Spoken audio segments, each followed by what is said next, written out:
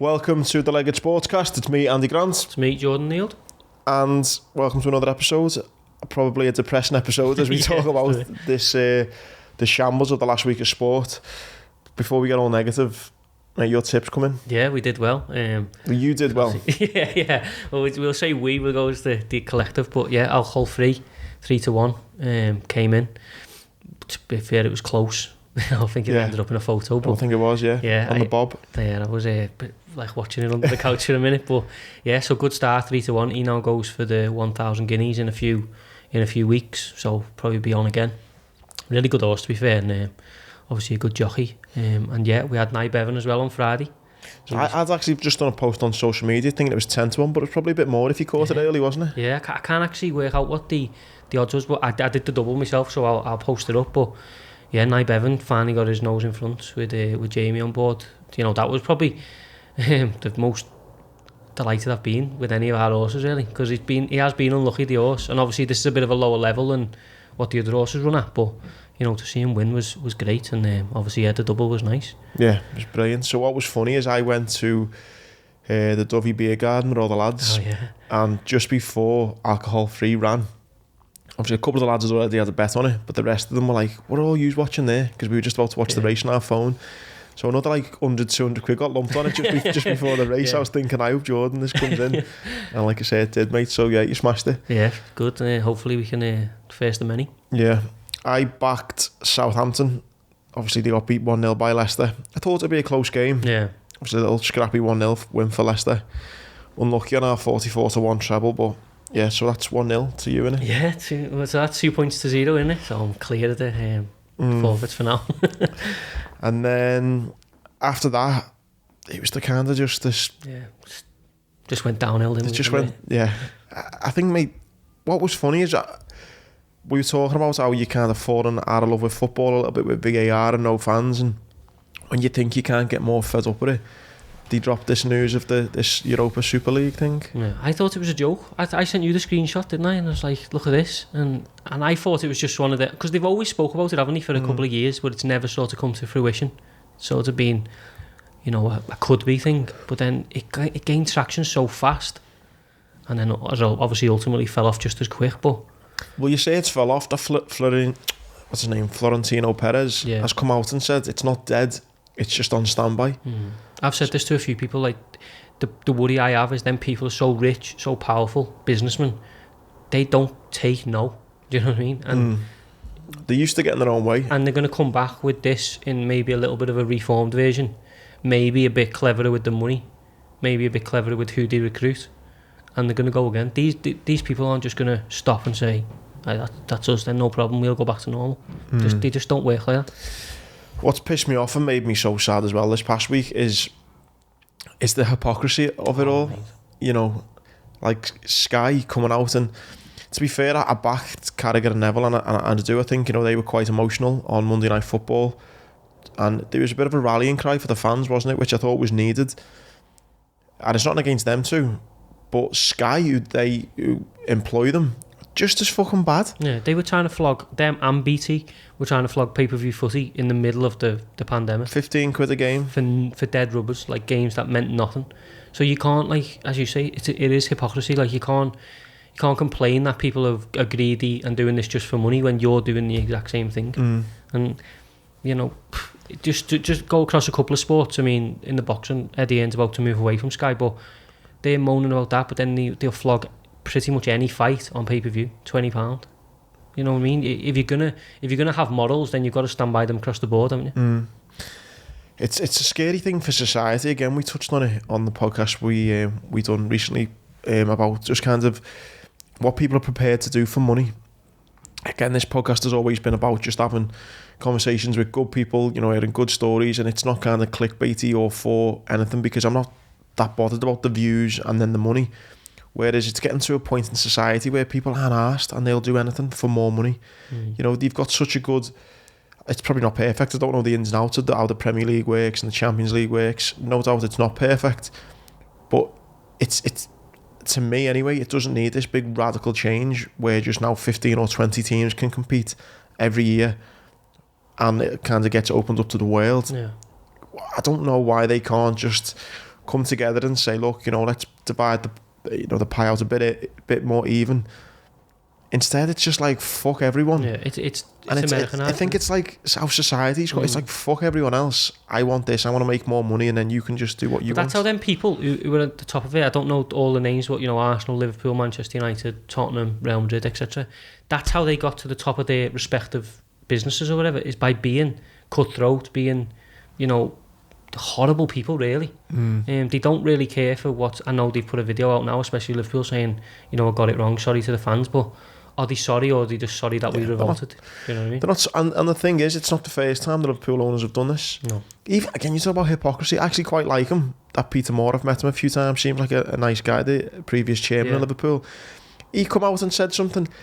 He was the guy who tried to trademark the liver bird. Yeah, I know. And that's what gets me, and that's the bit that I've been so disillusioned with, is that Patrick Bamford, the lad who played for Leeds, he absolutely nailed it. He said it's funny how the opera when someone's pocket's being affected. If everyone approached all the issues in the game and in society with this passion, we'd be in a much better place. In terms of your racism, in terms of like the stuff that goes on in football and in society. If we all got behind everything in this way, like where would we be? That's what made me proud on one hand and then disappointed on the next. When you're seeing so many fans come together, I thought this is brilliant. It's a sport I love. It's what I'm most passionate about. It's great to see us not taking shit. And then I thought, why didn't we do this when all these MPs are, giving backhanders to billions of pound contracts? Why didn't we, for the racism recently, why didn't people just... I don't obviously want to take this podcast anywhere near political, but, in the news with the Prime Minister and stuff saying that he would fix tax things for certain people. If we all got that annoyed about that, where would we be? But I think I'm split down the middle. I think this is a really good opportunity for football to take back control with 100%. The people and go back to what it was made for. But there's also a part of me that's completely deflated with it, especially Liverpool. Well, you've hit the nail on the head there with the word deflated. I think a bit extreme of an example, but I think it's got to a point where these owners, like you say, are so rich, so powerful, they look at the fans as just consumers now, and it's like, we are the drug addicts. We need that fix of going to the football, and they're the drug dealers. They're like, we know they need this fix. We are ultimately replaceable very easily. And I wrote on Twitter saying, fans, if we all revolt and we say we're never buying a ticket again, they do not care about that, because there's somebody somewhere in the world waiting to buy that ticket. And probably the working class fan now, what football was built on, who goes to the game, maybe buys a few beers and a pie, that's not what they want. They want someone to go to the game to buy a £150 shirt, to buy a scarf, to buy foam fingers, to buy all this stuff and spend £300-400 at the game. All they need fans for, right, is just to give it a nice, beautiful backdrop 100%. And create that, the noise and the atmosphere. Once they've got that, and then they can then just put it onto these downloadable platforms and subscription platforms, they're not asked. The way I look at it, if every Liverpool fan, every working class Liverpool fan said, no, I'm not going to the game now, that's it. If they put the whole of Anfield up for sale, a ticket, how quick would it sell out? And I think, there'd be people from all over the world who'd come and pay whatever you want, and it'd still be full. Yeah, there would. The other thing that made me laugh at them saying about, younger fans. Younger fans can't even go to the game if they want to. Yeah. The price for a ticket now. And even a dad and lad thing's gone, isn't it? For me or you to take our children to the game, you're talking £150 before you've stepped foot out of the door just to get your tickets, if you get 2 tickets together. Yeah. And it's borderline impossible. So it's disgusting, and I think I've kind of contradicted myself now, but I can only hope and see that there's going to be people who just think, whether it's for financial reasons or whether they're just sick of the lies and the deceit, they'll just go, fuck it. I'm not far off myself. My life pretty much, apart from the last 6 years, has been football. I'm very close to saying, just you can keep it. Do you know what I mean? I'll just watch from afar or go and support me. I've got a couple of local non-league teams by me.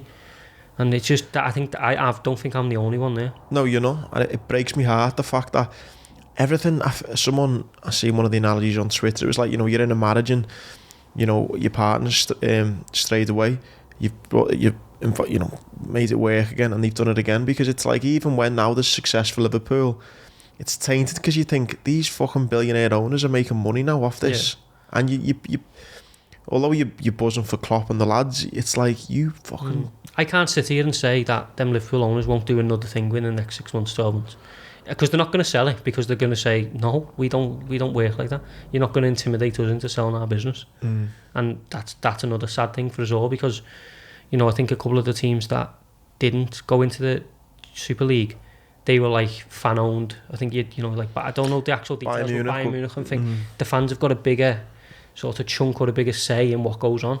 And I think that's the only way we can ever wrestle the game back. But these people aren't going to say, right, no problem, here's your club back.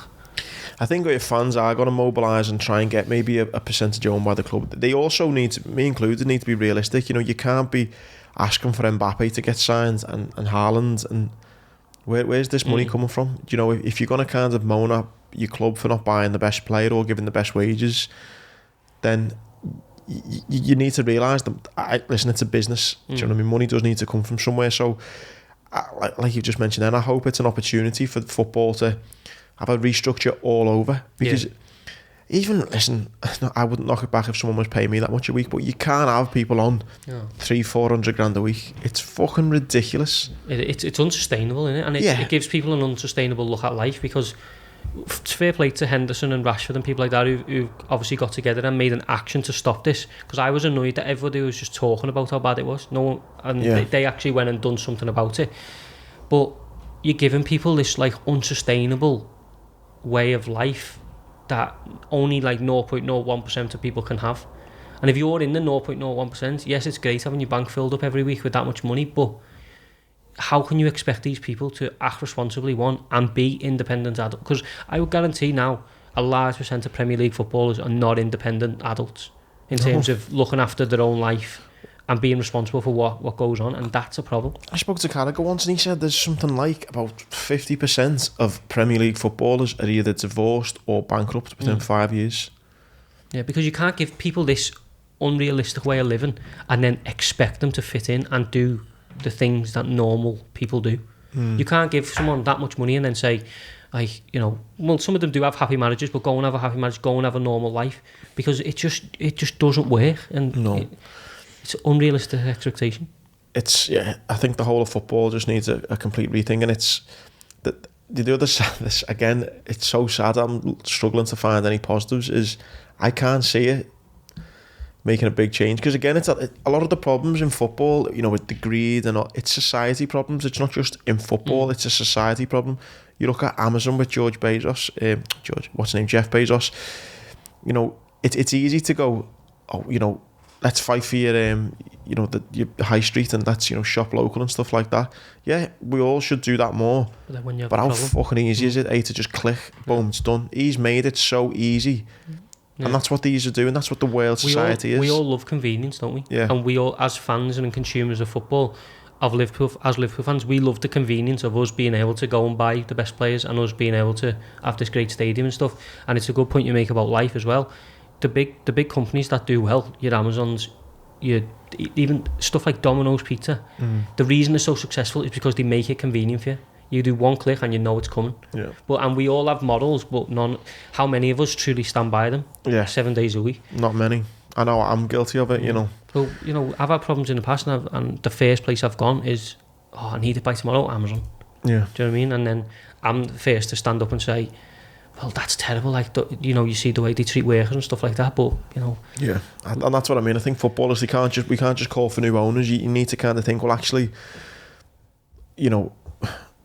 these owners have got to pay Mo Salah 200 grand a week because we wanted them and we want him a new contract. So it's like, you've got to see it both ways. I'm not just going to sit here as if I don't understand the business. It's fucked, and I don't know who's going to fix it, how they're going to fix it, but I hope someone does something soon, because it's not sustainable. No, and if the problems continue to get highlighted in that sense, and for example, if Liverpool don't sign a big player this year, or we don't give Mo Salah the contract he wants, or Van Dijk in a few years, the owners are just going to come out and say, we can't do it because you stopped us from generating money to do it, and then ultimately it comes back to being our fault. Yeah.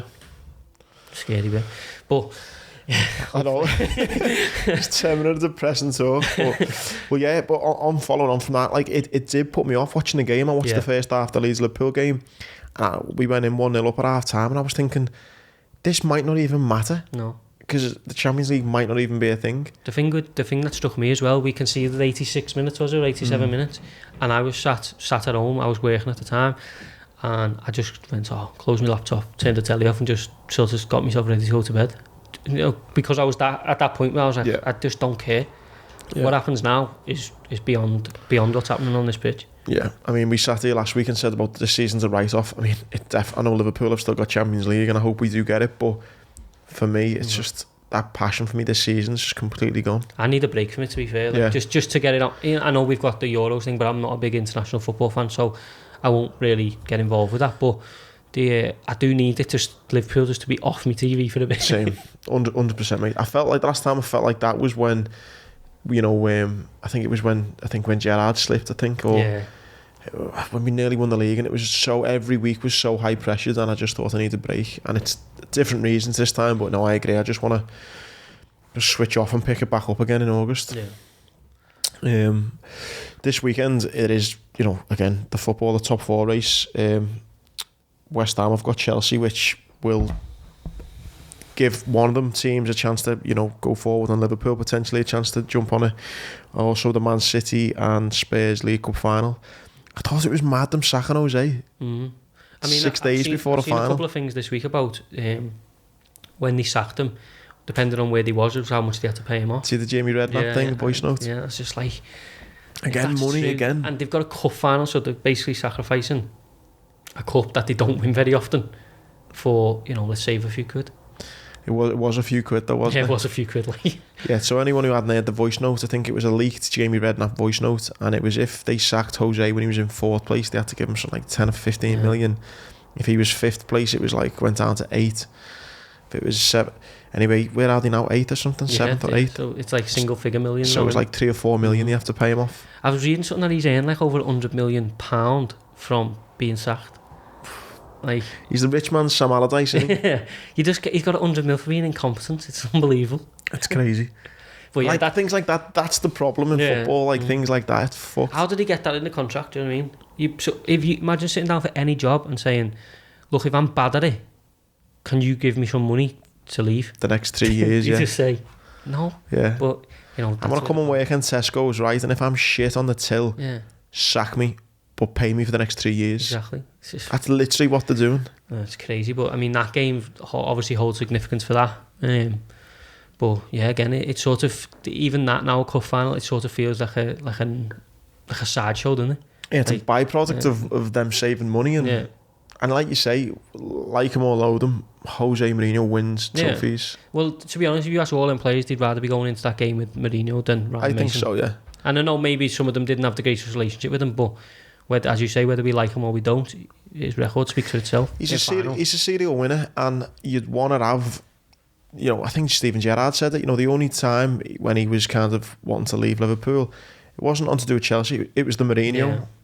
When he came onto the scene, though, he was electric, wasn't he? Like Mourinho, like he sort of revitalised the old game. Yeah. Remember the stuff where he's running down the touchline at United when he was Porto and stuff like that. Yeah, obviously he's at a different stage in his career now. He hasn't quite got that same magic that he once had. But you know, when he sits down at the end of his career, yes, he's got all these sackings and whatnot. But you know, his trophy cabinet's probably going to speak for itself. Well, he's still got the most. I think now Pep's now joining with him, but he's got the most appearances in the semi-final for the Champions League. So I think 18 or something crazy. He's unbelievable, and like you say, it's a strange one from. At least they went on to a cup competition, no City. I know that quadruple's gone, thank God. It's bad that's where we're at. I know, and I hate being one of those people who are like happy for someone else's demise, but on that shout, I don't mind. Yeah. But yeah, it was a strange one for, like I say, if it's going to save them X amount of million, I'm sure they're going to happy sacrificing the League Cup, which was no guarantee. I guess they would have won anyway. But yeah, just that, and I hope Spurs, well, I'm not really that bothered by it, but yeah, I'd rather obviously Spurs won than Man City. Yeah. And I've not really looked at much of the betting in the footy this weekend, just because, like I said last weekend, it's so unpredictable, isn't it? Yeah, I mean, obviously you were close last week with that Leicester Southampton game, but there's football for me now is just you know, it's just an absolute minefield in terms of betting. Yeah. I spoke to Harry Finley this week, the professional gambler we've had on the Lega podcast, and he said the same. He said he's not touched any footy for a while, and a lot of his friends haven't, because there's no value in it at the moment. Like I was saying to you last week, like the little strategy that I've developed for myself is sort of trying to find places where I think the bookies have got it wrong based on my knowledge of said sport. Even with football now though, I wouldn't trust my own knowledge because of how many variables there is to the teams now in terms of, for example, Super League shows. We don't know what's going on in the background. And you're never going to know that in sport, but you know, you can eliminate your chances a little bit. Yeah. With football now, we could go into any game now and I wouldn't 100% say to you, for example, my team Liverpool will win, or City's probably the closest, but even then I'm still like, no, I'll keep my money. Yeah, no, 100%. One thing I did note this weekend, and this is purely just a bet and a bit of an interest, just because I think he's an absolute legend, and I think anyone who likes sport thinks he's an absolute legend, is the Snooker Championship. Yeah. The Crucible's on. So they're down to the last 8, which is getting played today. So hopefully when this comes out tomorrow, Friday, Ronnie will still be in it. He's 1-8 to go through today, so you'd think he should. And he's 4-1 to actually win the tournament. Yeah, is he the champion? He's the second. No, he's not the champion. He's not the reigning champ. I don't. Actually, he might be. Actually, he won it last year, did he?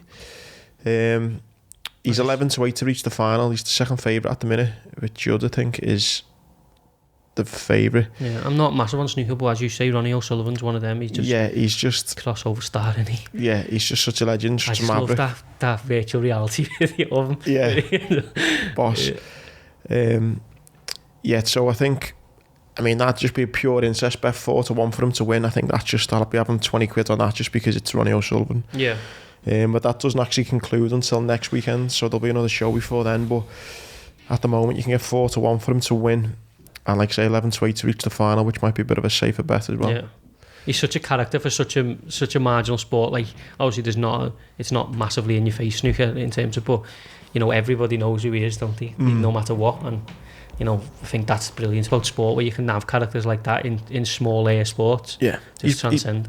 He's absolutely brilliant, and I think, you know, he's against the kind of a lot of the things we're talking about. You know, when they were trying to get him to do certain things and that, and you know, there's interviews where he speaks like a robot on camera, and he purposely didn't pot a 147 once because it was to kind of make a protest about the prize money, but wasn't what it should be. Oh yeah, I had to see that. Yeah, you know, so he's not scared to kind of actually not just talk about it. He'll do actions as well to say this is wrong. I think them sportsmen, no matter what sport they're in or what level of the career they're at, they'll always have fans. They'll always have people who get behind them, because it's sort of like watching your mate, isn't it? Yeah. You know, when you watch someone like that and you think, I can relate to you. Yeah. Do you know what I mean? And I've been lucky enough to meet him a few times. Such a boss fella. I think I've never met him myself, but I've always heard stuff like that. He's such a down to earth fella, and he's like, I nearly offended him once. Well, I didn't offend him, but we were out running together, and I can't remember the exact thing I said to him, but it was along the lines of, you know, like, he's naturally talented, naturally like kind of God-given talent or something, and he never like had to go with me, but he was kind of saying like, I fucking work hard every day. I have done since I was, you know, 5, 6, 7 years of age, and I think maybe people like Robbie Fowler, Ronnie O'Sullivan, people who've got taglines of being, you know, natural talent, they were born with it, probably would be quite offensive to think. Yeah, because there's plenty of people born with it, but there's more that comes with it. Like, I know from my own experiences in life, like, you can be born with whatever you want, but if you don't have work rate and you don't have drive, being able to sacrifice things, you're not going to get anywhere. But you know, as you see things, people say, like, you always see it, overnight star or breakout star, where's this person come from, but you never see the 10, 15 years grass when nobody was watching. And I think Michael Jordan summed it up perfectly, like, that documentary that came out last year, the Last Dance, saying nobody sees the stuff he was doing in an empty gym, just on his own, missing constantly. But then they say 100%. To him, look at him, he's like so perfect. But you know, I think you, as I say, you probably didn't offend him, but it is true. Like, no one has a God-given right to do anything. No, a lot of hard work and dedication. What have you got on this weekend, mate? We got a decent boxing card. Matchroom have got a show on Friday, which is sort of a lower level show. It's got Gavin McDonnell on, people like that, for European titles. But one little interesting thing is a Scouse lad, Luke Willis. He's just been added to it late notice. Really? He's managed by Tony Bellew. But he's been out the ring for 2 years. because he was predominantly on the small all shows. Bellews obviously picked him up to try and push his career, but I know him well, and he's a very, very talented lad. Just been waiting for this chance. But what's the mindset in that though when you get him flung in last minute? But to be honest, I think his opponent's sort of at a similar level, but I think Matchroom have said we need another fight for this card in terms of the broadcast. The process will be they'll ring ground managers and matchmakers. Obviously Bellews got the call, said I've got a lad, step in, and then obviously he'll have called Luke and said there's your big chance. But Luke's been banging on the door for a big chance for a long time, and now he's got it. So if he can shine, then there's chances. Just the one that springs to the top of my head was the one that Jamie Moore got. It is kind of a chance at it. I think it was an English title. I think came at last couple of days ago. The anniversary of that wasn't long ago. It's what reminds me. Yeah, and there's stories of that in boxing constantly. And obviously Luke's fighting sort of a guy, he's not going to, it's not a world title fight, but if he does look good and he does catch the eye of a promoter or whatever, and then he gets another chance, or the next time one of Eddie's lightweights needs an opponent, he's at the forefront of the mind. So, you just never know what can happen from these. So, yeah, and obviously he's a Scouse lad, so, really. When's that, Saturday night? That's Friday night. Friday? Yeah, so that'll be on, it's on the DAZN thing with Eddie, but... Yeah, and then Saturday you got a big British title fight between DENZEL Bentley and FELIX Cash. That's on BT Sport. It's an unbelievable fight. Yeah. These two are not people that most people are gonna know, but British title fights are my favourite fights. Because you can't really have bad matchmaking at British title level, because they get there through the rankings and stuff. They usually get there at the same sort of point in their career. So these two lads are unbeaten. I feel as well, and correct me if I'm wrong, but I feel like there's less politics involved when it comes to matchmaking, like big world heavyweight fights and stuff, and like your likes of Canelo's and I don't know, Mayweather's. I can just imagine that they're a lot less, again, purely correct me if I'm wrong, but maybe it's sometimes a little bit less even, whereas like you say, British title. For example, if you're a world champion with the IBF and you've got a voluntary defence, you can then pick number 15, ranked 15, and anybody could be ranked 15 if you moved, clever enough. And that can happen at British title level, but when it comes to like most 90% of the time British title fights, it's lads on the way up at the similar type of level. They've usually met in the amateurs before because they've been around the British scene. These two, there's a backstory. They sparred 3 years ago and it kicked off because FELIX Cash was apparently being a bit sort of dirty in the spar. DENZEL Bentley had a go at him and it apparently kicked off. So, this has been bubbling all week. But yeah, I just love these fights personally. I think it really is a great fight. So if you... Who are you fancying for it? It's split. So FELIX Cash is the favourite. And DENZEL Bentley's, I think he's actually the British champion, so he's defending. But I think FELIX Cash is the right favourite. It's very close. I wouldn't be surprised if DENZEL Bentley won, but I think it'll just be an absolute barnstormer. I can see it going a distance. And the FELIX Cash is about 5-2 for points. I think that's a good bet, because I just think he's just a bit further on than DENZEL Bentley. He's fought people like Jack Cullen, who are decent middleweights, and I just think he's a little bit further on. So he just might have enough to get by, but I don't see him knocking DENZEL Bentley out. No, but I think it'll be really close. But I think anyone who watches will, be in for a treat. Really, it should be a brilliant fight. I'm just thinking when you said that about the British titles and stuff as well, it was similar with Callum Smith and Rocky Fielding. Yeah. Both their careers were exactly like that, weren't they? Just up at the same time, isn't it? And they sort of hit at a certain level, but you look down through history, British title always throws up good fights, always, and it's the best belt in boxing in my opinion, best looking belt anyway. You can even throw up stories like Curtis Woodhouse when he won it, and best thing in his career. And all the champions from the UK usually hold the British title along the way, so these lads, for them, once you win the British title and you get to keep it and you can move on, but it consistently throughout the years has always thrown up brilliant fights, and I think this one's no different. So if anyone can catch BT Sport this weekend, it'll be a brilliant fight. That'll be it. And you said UFC as well? Yeah, so the UFC is they've got a pay-per-view event. I don't believe it's pay-per-view in the UK, but obviously it's in America. Masvidal, who knocked out Darren Till a couple of years ago, he's a character, isn't he? Yeah, he's crazy, yeah. He's a street Jesus, he calls himself. He's got like the long hair now, he does actually look like Jesus, but he obviously knocked out Till, and then he done that viral moment with Ben Askren, who just fought Jake Paul, where he kneed him, knocked him out in 5 seconds. So he was like the fighter of the promotion in 2019. He jumped in to fight Usman last year on 6 days' notice. Usman beat him by decision, so they're running it back with a full camp.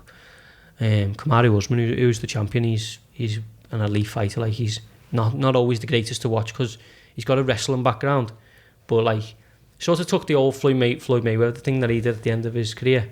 He knows what he's good at, and he knows he's better than you at it. So he'll just do it to you. Do you know what I mean? He won't sort of take any risks. He'll just beat you at his game. He's not care about looking pretty. And you know, fair play to him. But you know, watching Masvidal's always good. You know, the fight week's always exciting. He's always liable to throw up something crazy like the flying knee or so that's a really good card. It's got 2 female fights on the co-main, and just a bit further down between Zhang Weili and Rose Namajunas, which is a really good fight for the strawweight title. And then Valentina Shevchenko, who's pretty much the baddest, second baddest woman on the planet. She's called Bullet Shevchenko. She's crazy, mate. She just takes people out with head kicks. It's mad. Who do you think will be the next British UFC champion? Because you've got Molly, haven't you? Darren, now Paddy. Yeah, the thing is, I think there's about 7 or 8 though in the UFC, isn't there? Yeah, the thing, there's British. Yeah, there's lads who go under the radar like Arnold Allen and stuff. But the thing with the UFC is it brings in everyone from everywhere. So Brazil obviously have a lot of champions. America, you know, Africa's now big with Usman and Ngannou and Adesanya. So they got 3 African champions now. Asia's exploding. So it's such a big talent pool that Britain's such a small, you know, insignificant part of it sometimes. But you know, we've got all the talent. You know, Darren Till's always shown the ability to do it. He just can't seem to get over that final hurdle. You know, Paddy Pimblett, again, got all the talent in the world.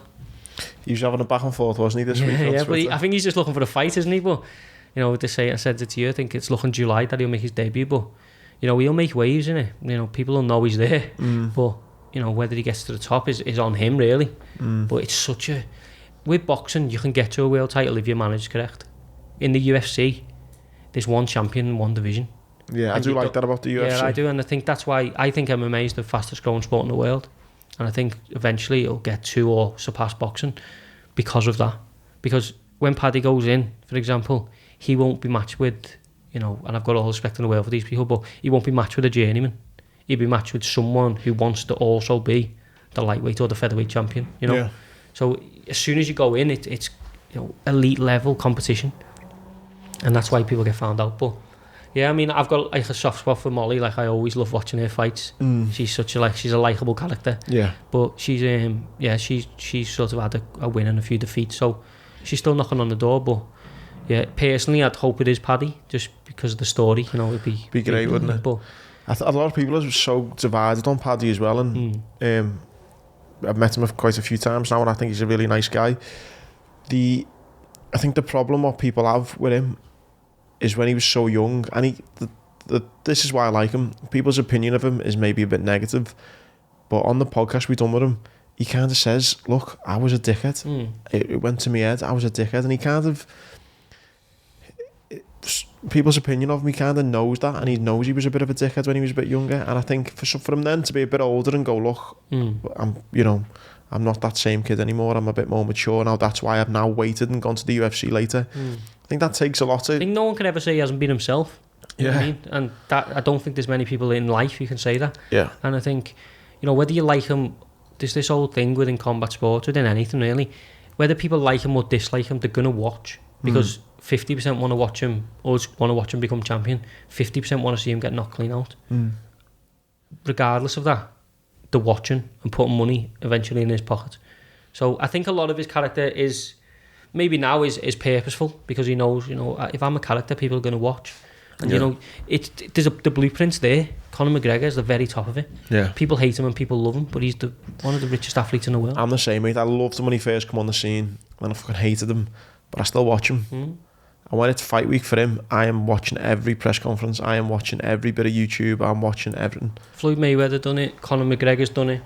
You know, the blueprint is there. Just be a character. There's a guy in the UFC now called Colby Covington, and he is probably the most hated fighter on the roster.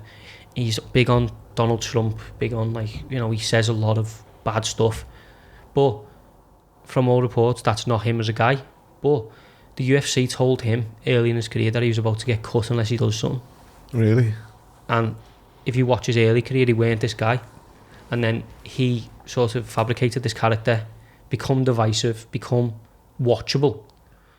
And now he's had a world title fight, he got beat, but he's always in and around the big fights. He's always getting paid well. And ultimately, it comes down to what you care about more. Do you care about your career and what you're going to take out of it? Or do you care about being a nice guy who no one cares about?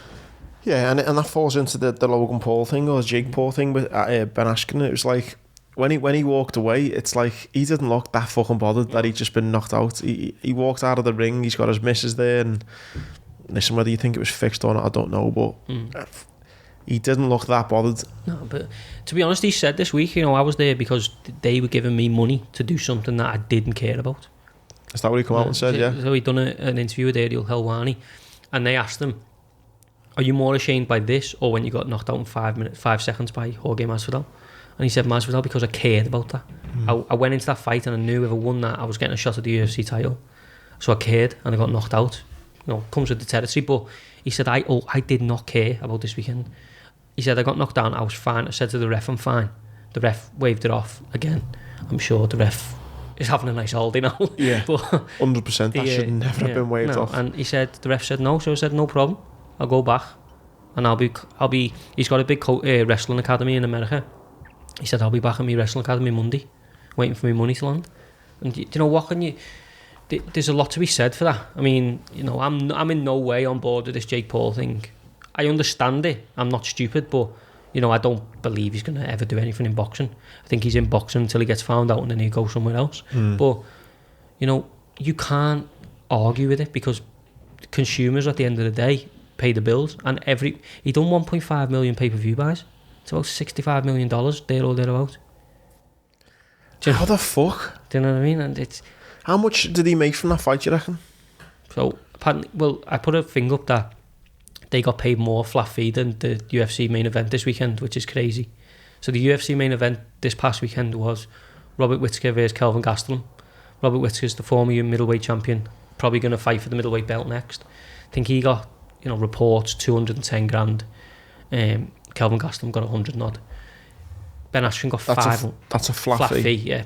But they went on pay-per-view, so they probably aren't getting much more after that. Ben Askren got 500 grand. Jake Paul got 680. But after that, he then owns a part of Triller, who put it on. He owns a part of that company, so he'll take a share of what they made out of the pay-per-view. So I'm sure he'll take a big percentage of the pay-per-view as well. So he's probably looking multi-millions. Well, Ben Askren will have got a cut of the pay-per-view, do you reckon? Usually you would have, but whether they've just said to him, look, come and get $500,000 and get out of here, or they've given him a part, but either way, he got $500,000 for 48 seconds work or whatever it was. It's fucking mad, isn't it? But yeah, I mean, it's going nowhere soon. Floyd Mayweather's just announced that he's fighting Jake Paul's brother on the same day that Teofimo Lopez, who's the unified lightweight boxing champion, is taking on his mandatory George Kambosos. So they're doing that on the same day. I'm telling you now, more people will watch Floyd Mayweather. It's so funny, isn't it? We're speaking about completely different things, the boxing and the football, but in a weird way they're linked, and it's just the consumer. It's people going, fuck it, I can make money.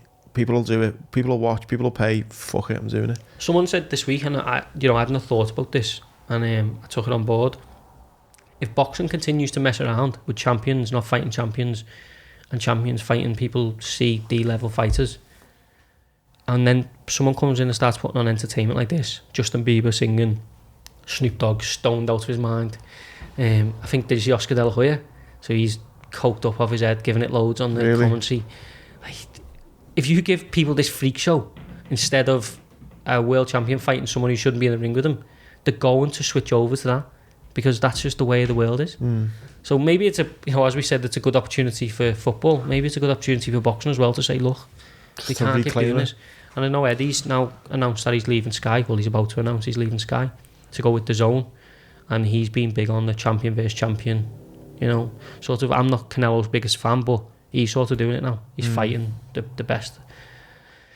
And hopefully boxing can sort of get its act together, because if they don't, more of this is going to happen. How many celebrities do you think have rang their manager this week and gone, can I get a bit, maybe not fight in, but can I get a bit of this? 100%.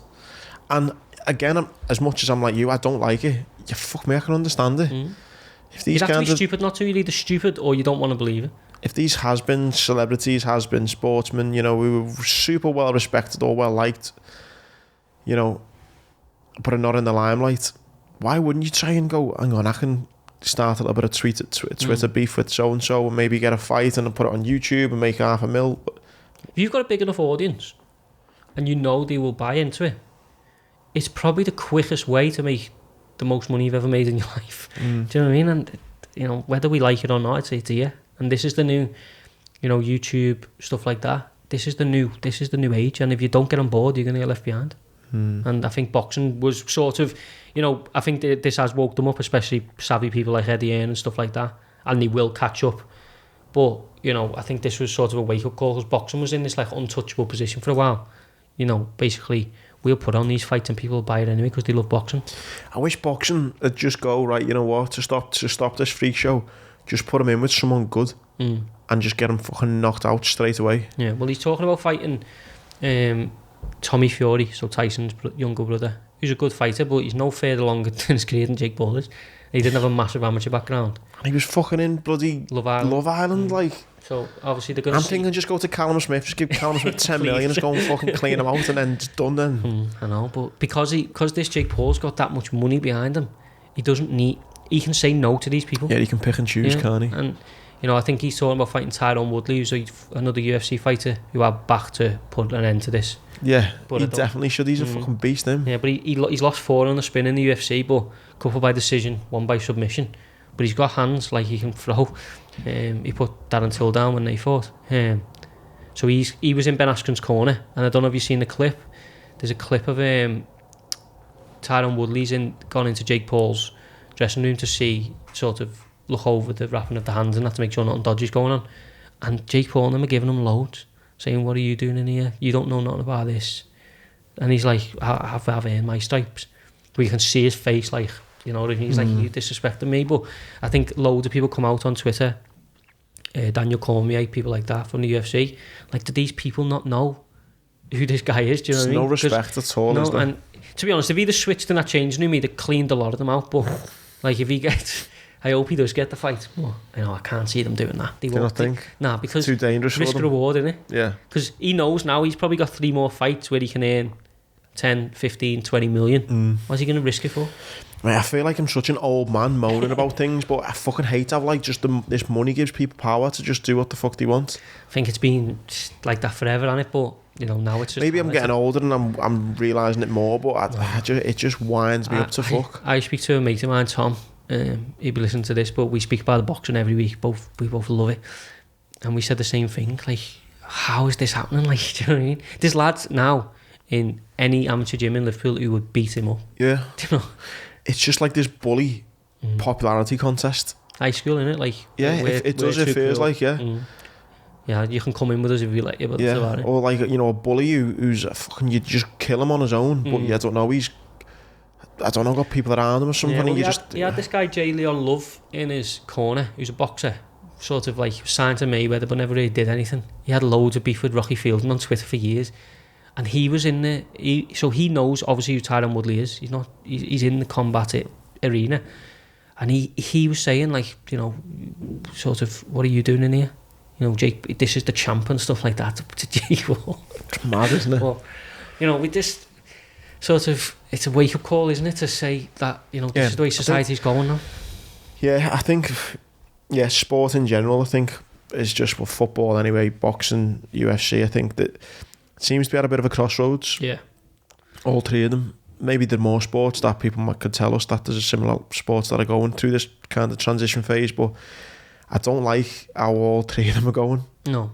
But I mean, as I said, at the bottom of everything, you know, there is opportunity, and I think, you know, football especially can now look and go, look, we've got to get control of this, and boxing the same. The boxing's probably a bit further down the line because of people like Eddie. Who, don't get me wrong, Eddie will throw his fair share of freak show fights on, but he's got the money and the power in order to do legitimate boxing perfectly. Do you know what I mean? He's got this thing with the zone where he's got unlimited money, and he can put champion in with champion. It's a case of usually protecting an asset, which is what boxing will do. They protect the champion to get as much money out of him. But you know, boxing has got the facilities now to be on a level with this. You know, I don't know whether football has just yet, but you're right. Everything's in a very precarious position. Got to get out of it. Mate, one sport that thankfully, I don't know, maybe you might tell me different, is horse racing. Yeah. Doesn't seem to be that much problems at the moment. I don't know. Yeah, no, well, you know, sadly, a girl passed away this week, a jockey. I've seen that, yeah. She's been in a coma for a couple of weeks, hasn't she? So she took a bad fall, which is obviously, it's heartbreaking. She's had a lot of, you know, people speaking very highly of her, which I'm sure I never knew her, really. So, you know, I'm sure everything's true about it. But, yeah, horse racing's sort of the lesser evil, shall we say, at the moment. But, you know. Yeah, seeing that was really sad, that.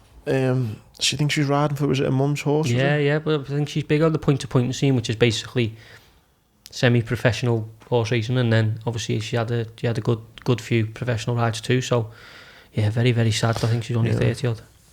Yeah, it's awful news. The racing is on Haydock this weekend. Yeah. Haydock, Chester, Aintree are just kind of my three go-tos, so I'm gutted when I saw Haydock was on. My bet for this weekend, the tip that I've tipped up, is going on what you said a couple of weeks ago, actually, about whether Cheltenham doing things to people. Yeah. Maybe taking a bit much out of them. And in Sandown on the 305, sorry, yeah, Altior is running. Yeah. He's 11-4 he is, and he's in a race with the other two. He's the third favourite. He's going up against Nube Negra, I think it is, and Put the Kettle On. Yeah, them two ran to the finish at Cheltenham, Nube Negra and Put the Kettle On. Yeah, so the last time Altior was out, he's on, mate, I wrote down here, he hasn't finished outside the top two in his last 22 races. Altior, now last time he ran was in December. He got beat by, I think it was Nube Negra, and then obviously Nube Negra's then since been beat by Put the Kettle On in Cheltenham. So obviously that's the reason why Altior is behind both of them in the betting. But on the basis of Cheltenham maybe taking a little bit out of them, and Altior being 11-4, I couldn't get the price up of a top two finish. I'd be tempted to get Bachman to be finishing the top two, but if not, I think 11-4 is a fair price for him. If he can, I just think 22 races, he's raced in some big races. Yeah, he's been the sort of flag bearer for jumps racing for a long time. I know he had a little, you know, a couple of problems here and there, but you know, he's a high class horse, and as you say, Put the Kettle On, Nube Negra ran to the finish at Cheltenham. You know, took it out of each other really. You know, you've got to hope that, you know, that has taken a lot out of them, because it does. Like, these horses are elite athletes, but you know, you can't keep doing it. No. You know, I don't want to keep going back to us, but our horse Hollow Ginge the other day ran the Scottish National the same. Had a really tough year. He went perfectly for a long way. 4 fences out, his tank just emptied, and you know, they do feel, you know, activity and stuff like that. So yeah, I think you're looking at it from the right way, really. Yeah, so that'll be my kind of my tip this weekend, 11-4. Yeah, my tip, I think, you know, for anyone listening, I think Felix cash points, good bet, 5-2. You know, I wouldn't put anyone off that, but I think my bet is going to be in the UFC. Rose Namajunas to beat Zhang Weili, 13-8. She's obviously the challenger, but she's held this belt, the UFC strawweight title, before. She's a bit of a, to be totally honest, I'm not a massive fan of her. Like, she says some crazy stuff. She's, you know, like what? So she's obviously Zhang is from China. So in the build up to this fight, Rose has been throwing up stuff about communism, and like she's doing it for this and making it really political without knowing any background on her opponent's political beliefs. But yeah, so a lot of that is she's off the ball with a few things like that. But her nickname's Thug Rose. She's tough as nails. She looks about 16, but really? She got like a baby face, you know what I mean? But she's a killer when she's hard as fuck. Yeah. But she's one of them fighters. When she's in motion, she's a joy to watch. She'll like hit and not get hit, and can make people look stupid at times. So I think here as an outsider, I'll take that, because obviously the champion hasn't fought for a while with all this stuff going on. Her last fight was with Joanna John Jacek, which I've obviously pronounced wrong because she's Polish, but that was probably the best women's fight I've ever seen. They knocked, 7 bells out of each other, but I think whether that's took a bit out of her and in inactivity as well means I'll take a little punt on Rose. She's about 13-8, yeah. So what are we doing for our drink bet? So what we got? So we got Rose and we got Altior. Yeah, 11-4 and what, 13-8 did you say? Yeah. So already a nice little price for the double. If you're going to make it a little treble. Do you know what we could throw in? Have you got anything? Only the ones, unless you wanted to pick in the League Cup, with it being a bit of a, with it being a final, picking up something in that. City, see Foden again, by the way, midweek. He's silly, isn't he? He's got all this stuff. Remember Jack Wilshere coming on the scene, didn't he? And he was doing this exact thing, but this kid just, I don't know, he's got serious talent. But he seems to be so, like, at ease with it. Yeah. Do you know what I mean? He's like... Everything just looks easy. He demands the ball off players who've played like 10 years longer than him. And I don't know, I love that. I love like sport and arrogance, do you know what I mean? Not arrogance in terms of Mario Balotelli, but arrogance in terms of I am good, give it to me, or I am good, watch me do this. It's kind of like that thing, isn't that confidence of just like, listen, just give it to me, I'll sort it. Yeah, exactly. Like, do you know what I mean? And I think seeing that in a sportsman, a young sportsman as well, it's a joy to watch. Not to bang in the treble, but I would be having a look at something like, a price of him to get man of the match or something like that. Just as a little interest bet. I think he's just, like you say, a joy to watch, and with it being a League Cup final, it's just, chance to shine in a final. Yeah.